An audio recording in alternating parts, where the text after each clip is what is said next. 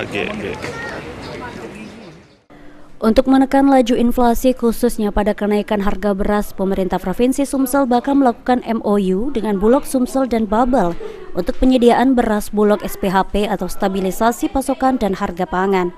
Menurut PJ Gubernur Sumsel Agus Fatoni, beras Bulog SPHP nantinya akan tersedia di seluruh koperasi di Sumsel dan dijual Rp54.500 kemasan 5 kg. Selama ini kita mendengar bahwa harga beras naik di mana-mana, namun upaya sudah kita lakukan dan akan terus dilakukan untuk menekannya.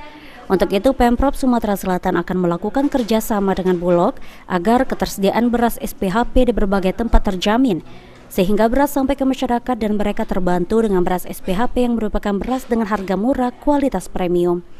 Ditambahkan Agus Fatoni, Pemprov Sumsel kerjasama dengan Bulog untuk penyediaan beras di koperasi di seluruh Sumatera Selatan. Pemerintah daerah atau Pemda juga kita ajak untuk membantu menggerakkan koperasi yang ada di wilayahnya untuk ikut membantu menjual bahan pokok dan mudah-mudahan harga beras bisa turun.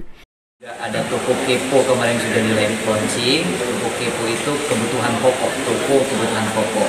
Harganya lebih murah daripada harga di pasaran. Kita juga bekerja sama Bulog dengan koperasi, dengan Pemda. Pemda nanti mengerahkan seluruh koperasi yang ada untuk bisa membantu menjual bahan pokok sehingga bahan pokok itu mudah didapat dan harga-harga bisa turun. Informasi tadi juga yang disampaikan bahwa untuk beras di Sumsel aman sampai dengan Maret. Ini perlu ditulis, disampaikan kepada masyarakat agar masyarakat tenang. Beras cukup sampai dengan Maret stoknya, sementara dari produksi pertanian kita juga cukup. Tapi kami menghimbau agar masyarakat untuk menjual di internal kita dulu, biar kita tidak kekurangan.